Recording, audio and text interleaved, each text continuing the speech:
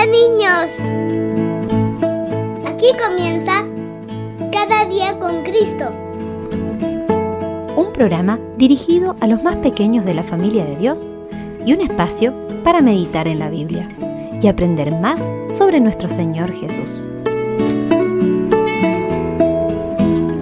Este podcast es una iniciativa de granosdevida.cl.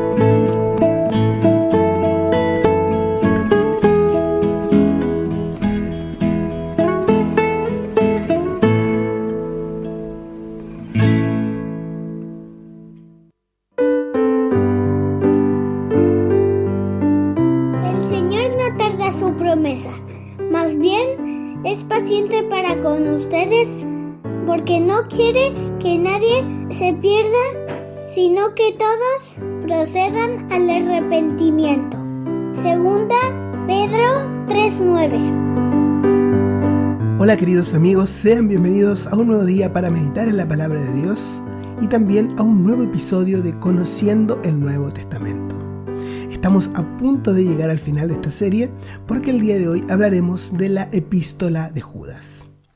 El escritor de esta carta no es Judas Iscariote, aquel discípulo que traicionó al Señor Jesús. Judas era un nombre muy común en la época. De hecho, había 2 discípulos del Señor Jesús que se llamaban Judas, pero ninguno de ellos escribió esta carta. Él se refiere a sí mismo como hermano de Santiago o de Jacobo. Lo dice como si todos los que leyeran la carta sabían quién era Jacobo. Y aquel Jacobo que era prominente en la iglesia de Jerusalén, como dice Hechos capítulo 15 o Gálatas capítulo 1, según el relato del apóstol Pablo, da a entender que él era hermano suyo. Y por consiguiente podemos concluir que Judas, quien escribió esta carta, también era hermano del Señor Jesús. Es decir, era hijo de José y María. A pesar de esto, él no se dirige en esta carta como diciendo hermano de, sino que se identifica simplemente como siervo de Jesucristo.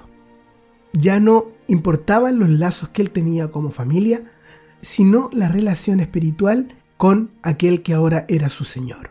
Al igual que el resto de sus hermanos, al principio no creyó en él, pero probablemente después de la resurrección se convirtió en su discípulo. Se ha considerado acertadamente esta carta como una especie de introducción al siguiente libro, que es el Apocalipsis de Juan, pues revela características de la condición moral de los últimos tiempos, justo antes del juicio final descrito en el Apocalipsis. En su carta, Judas no se centra tanto en las cosas malas del mundo, sino en las personas que dicen ser cristianas. Tampoco aborda las malas acciones y la manifestación del mal en una iglesia local, ni cómo las congregaciones deben tratar con el mal entre ellas. El orden de la iglesia de Dios no es el tema principal de esta carta. Sabemos que esto se trata en otras cartas como Primera a los Corintios o Primera a Timoteo. La tarea de Judas es diferente. Guiado por el Espíritu Santo, él describe la desviación y la decadencia dentro de toda la confesión cristiana, lo que podemos llamar la cristiandad. Comienza con los inicios de estas tendencias negativas y luego muestra claramente cómo será el final, cuando aquellos que se llaman cristianos solo de nombre, pero que no tienen vida en Dios, solo tendrán que enfrentar el juicio divino. Incluso en los días de los apóstoles, al comienzo del cristianismo, era evidente que los cristianos no preservarían lo que Dios les había confiado. Por eso Judas habla de contender ardientemente por la fe una vez dada a los santos. Aunque Judas no habla directamente de apostasía, y este término apostasía significa renegar lo que una vez se creyó, sin embargo muestra claramente el camino que estaba tomando la cristiandad en aquella época, un camino que finalmente llevará al rechazo completo de todo lo verdaderamente divino cuando la iglesia ya no esté más en la tierra. Pablo es quien describe la apostasía final del cristianismo en 2 a los Tesalonicenses, aclarando que esto solo puede ocurrir cuando los verdaderos cristianos hayan sido arrebatados al cielo. Esto lo pueden leer en la 2 carta a los Tesalonicenses, capítulo 2, versículos 3 al 7. Sin embargo, Pablo dice que hay un misterio de iniquidad que ya está actuando dentro de la profesión cristiana, Y ese es el tema de la carta de Judas. Aunque Judas ya tenía en mente las primeras desviaciones de la verdad cuando escribió su carta, su mensaje es por sobre todo profético. Desde las primeras desviaciones, ya visibles en los tiempos que él escribe, sigue la línea de un desarrollo hasta el final, es decir, hasta el momento en que Jesucristo venga a juzgar esta tierra. Es la imagen sombría de una tendencia descendente constante dentro de la cristiandad, que comenzó con la infiltración de los lobos feroces que habla Pablo en Hechos 20:29 y que terminará con la venida del Señor para el juicio. Por lo tanto, no es sin razón que la carta de Judas sea llamada la historia de la apostasía.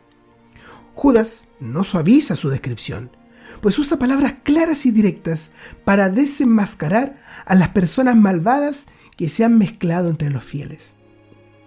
Utiliza ejemplos de la naturaleza y del Antiguo Testamento. Sin embargo, Judas no solo revela los rasgos del carácter de estas personas impías, que realizan obras malignas entre los verdaderos cristianos, sino que también habla repetidamente del juicio que sobrevendrá sobre ellos. Esto es lo que hace que esta sea una carta particularmente seria, aunque sea muy breve. Judas dirige su carta a los llamados por Dios, es decir, a los verdaderos cristianos que tienen vida en Dios. En su carta habla de personas que dicen ser cristianos pero que no lo son, que solo profesan serlo. Por lo tanto, no se trata principalmente de creyentes apartados del camino, sino de falsos creyentes, impostores, seductores que no han nacido de nuevo, y utiliza esta carta como una advertencia a los verdaderos cristianos. La carta está estructurada de manera relativamente clara y la podemos dividir en 4 partes. Después de un breve saludo y bendición, exhorta a los destinatarios a contender por la fe que fue una vez dada a los creyentes, versículos 1 al 3. Por un lado, esta pequeña introducción habla a cada uno de nosotros y a nuestra responsabilidad, pero también reconoce los recursos que tenemos a nuestra disposición. La siguiente parte es la parte más extensa, del versículo 14 al 19, donde Judas describe los rasgos del carácter de las personas malvadas que se han infiltrado y señala repetidamente el juicio que caerá sobre ellas.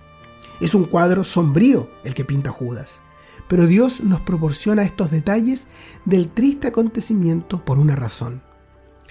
La tercera parte, del versículo 20 al 23, en la cual Judas se dirige nuevamente de forma directa a los creyentes y les muestra cómo deben comportarse a pesar del desorden general. Habla a sus corazones y conciencias para que, por un lado, recurran a los recursos que están disponibles y por otro, se comporten adecuadamente con los que han sido engañados. Y la cuarta parte, los versículos 24 y 25, son una conclusión que es una doxología, es decir, una alabanza a los atributos de Dios, que dirige nuestra atención a aquel único capaz de guardarnos en tiempos difíciles y presentarnos sin mancha ante su gloria. Queridos amigos que escuchan este podcast, qué solemne es esta carta. Seas pequeño, joven o adulto, debes darle importancia, porque tú también formas parte de una cristiandad que profesa el Salvador. Obviamente esperamos que todos aquellos que escuchan este podcast sean verdaderos hijos de Dios, pero también es necesario que podamos estar alerta en contra de aquellos que profesan ser creyentes pero que no lo son, de aquellos que darán paso a una abierta apostasía. Que el Señor les guarde y les anime a escudriñar cada día su palabra. Vida abundante Jesús ofrece, vida abundante de día en día. Él es la fuente de vida eterna que brota siempre en mi corazón. En la cruz murió mi Jesús, por su muerte vida me